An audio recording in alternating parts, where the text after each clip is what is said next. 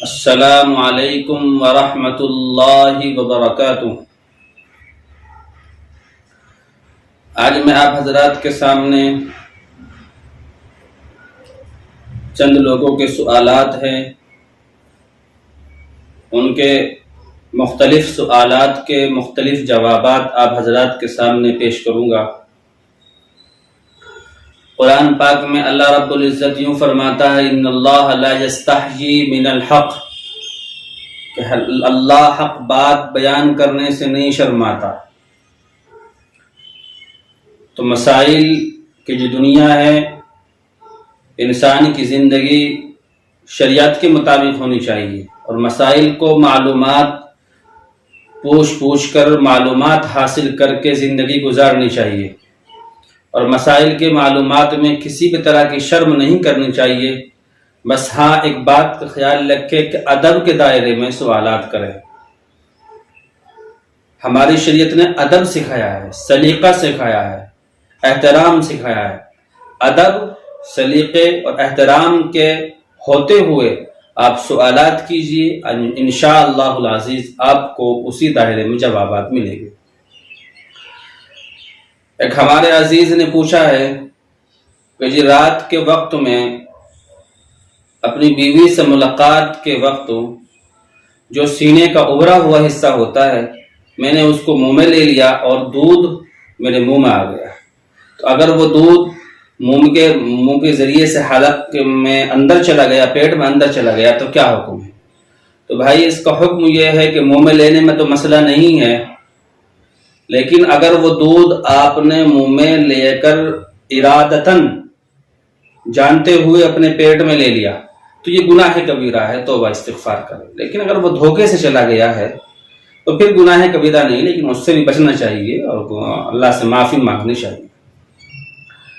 ایک اور سوال ہے کہ جی رات میں اگر 3-4 مرتبہ ہم نے ایک ہی رات میں ملاقات کر لی تو کیا ہر ملاقات کے ذریعے غسل ضروری ہے؟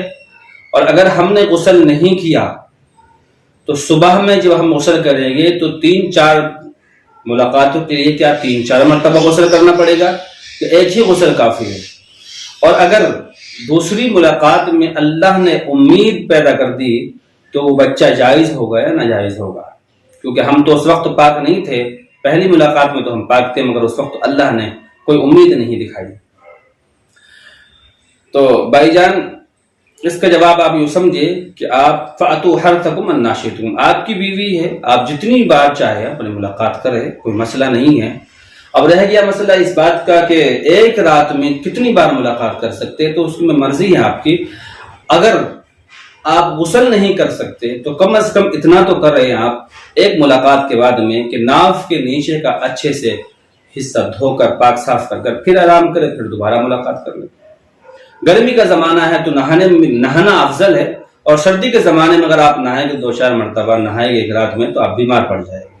تو اس لیے اس کا آسان طریقہ یہ ہے کہ زیر ناف آدمی اپنے حصے کو اچھے سے دھو لے، ملاقات کرے۔ اور اگر دوسری ملاقات کے نتیجے میں اگر اللہ پہ امید دیتا ہے تو وہ بچہ ناپاک نہیں ہوگا، حرام نہیں ہوگا، کوئی مسئلہ نہیں ہے۔ اسی طرح سے اگر آپ صبح میں ملاقات کرتے ہیں تو صبح میں ملاقات کرنے جب آپ صبح میں ملاقات کرتے ہیں پھر آپ کو نہانا ہے، تو نہانے کے لیے آپ کو 3-4 غسل کی ضرورت نہیں ہے، بس ایک غسل کافی ہے۔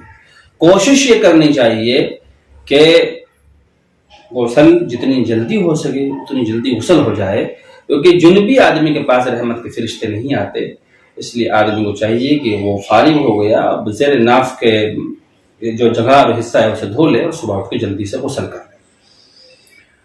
ایک صاحب پوچھتے ہیں کہ جی کیا ملاقات کے بعد میں بیڈ شیٹ بدلنی پڑے گی؟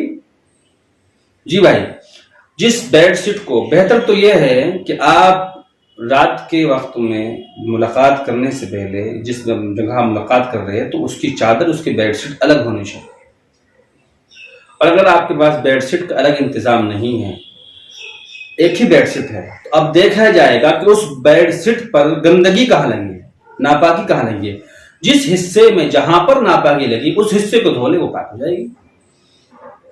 اگر پوری چادر پر، پوری بیڈ شیٹ پر کہیں کوئی ناپاکی نہیں ہے تو وہ چادر ناپاک ہے۔ صرف لیٹنے سے، ملاقات کرنے سے وہ بیڈ شیٹ، وہ چادر ناپاک نہیں۔ اسی طرح سے آپ یہاں پر یہ بھی بات سمجھے ذرا بیڈ شیٹ کے ساتھ ساتھ میں کہ جب آدمی ملاقات کرتا ہے، ملاقات کرنے کے بعد میں وہ کپڑے پہن لیتا ہے. اب اگر کپڑے سے اپنے شرمگاہ کو، اپنے حناف کے نیچے کے حصے کو مرد عورت نے اچھے سے صاف کر لیا ہے، اس کے بعد میں وہ کپڑے پہن رہی ہے یا پہن رہا ہے تو وہ کپڑے ناپاک نہیں ہو گئے، کیونکہ وہ جو ظاہری نجاست تھی جس کی وجہ سے کپڑا ناپاک ہو سکتا تھا، وہ آپ نے اچھے سے کپڑے صاف کر لیا. ہاں اگر کپڑے پہن لینے کے بعد میں پھر کوئی قطرہ ٹپک گیا ہے تو آپ کا پاجامہ ناپاک ہو جائے گا. اس حصے کو آپ کو، جس حصے کو قطرہ لگا ہے، وہ نشان لگا ہے، اس حصے کو آپ کو دھونا پڑے گا. کوئی قطرہ آپ کا نہیں نکلا ہے، کوئی مسئلہ نہیں ہے، تو پھر آپ کو پریشان ہونے کی ضرورت نہیں. آپ کے وہ کپڑے پاک ہے، آپ نہائیے، نہانے کے بعد انہیں کپڑوں کو پہن لیجیے، آپ کی نماز ہو جائے گی.